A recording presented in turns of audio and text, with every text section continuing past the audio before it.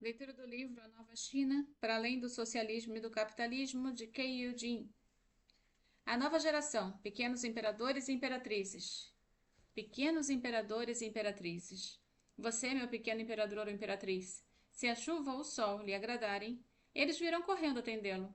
Você estará alimentado e vestido sem levantar um só dedo. Oh, como posso segurá-los? Se você derreter, posso pô-lo na boca. E se você cair, posso tentar segurá-lo firme em meus braços. Tradução de um poema popular, feito pela autora. Ao longo de toda a história, nenhum país adotou uma medida tão draconiana para controlar o crescimento populacional como a China. Nos 30 e poucos anos que se seguiram após 78, a nova norma impôs um limite ao número de nascimentos para todas as famílias da etnia Han, o principal grupo étnico da China. Elas poderiam ter um filho. Dentro de poucos anos, a maioria das famílias nas áreas urbanas estava seguindo a regra, que era muito diferente da posição anterior do governo. Nos primeiros dias do presidente Mao, as mulheres eram encorajadas a ter o máximo número de filhos possível e muitas vezes eram recompensadas por ter famílias grandes com títulos públicos como mãe heroína. Para Mao, uma população maior significava mais poder. Sua nação, recém-fundada, precisava de um exército grande e de uma ampla força de trabalho. A estratégia funcionou. O resultado foi um grande número de aumento da taxa de fertilidade chinesa, que subiu de um pouco mais de 4 pessoas por família em 1950 para mais de 7 em 1964. Na verdade, o plano de Mao talvez tenha sido efetivo demais. Em 1957, o famoso demógrafo Ma Ying-jeou alertou sobre a explosão populacional iminente em seu livro New Population Theory, a nova teoria populacional. Ele advertiu que a população da China estava crescendo em um ritmo economicamente insustentável e recomendou medidas ativas para deter a onda. Mas ninguém escutou o conselho de Ma. E foi somente em 1970 que a gravidade da situação se impôs à liderança do país. Nessa época, com 80% dos 800 milhões de chineses abaixo da linha da pobreza alimentar, o país havia se tornado um grande desafio. Segundo o antigo ditado chinês, o povo é o paraíso do imperador, mas o alimento é o paraíso do povo.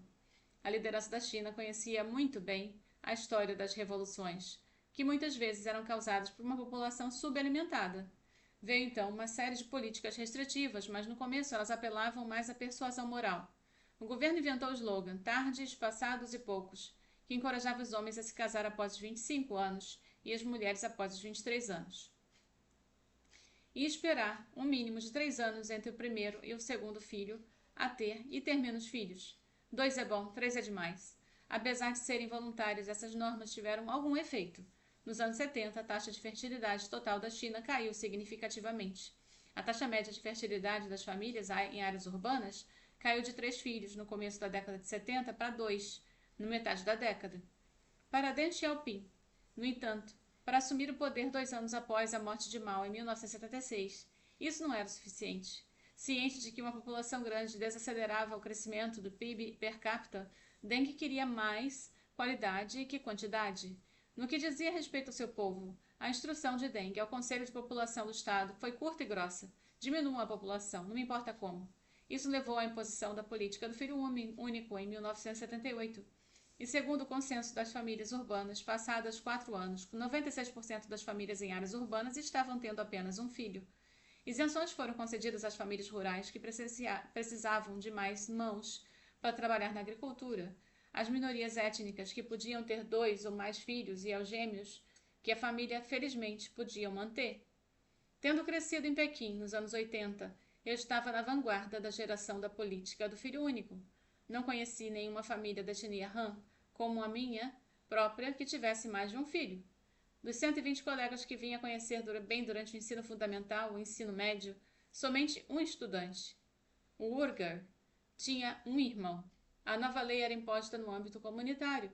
Agentes de planejamento familiar em cada complexo residencial mantinham registros detalhados do uso do, dos registros do contraceptivos e até dos ciclos menstruais, detectando cedo gravidezes fora da cota. A aplicação da lei foi marcada por muitas histórias de terror.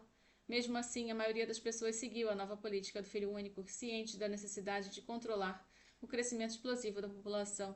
Para a maior parte das famílias, o custo de transgredir a regra, uma grande multa perda do emprego em grandes empresas estatais ou perda de benefícios sociais como educação, assistência médica ou permissões de moradia. Então era simplesmente um custo alto demais a pagar.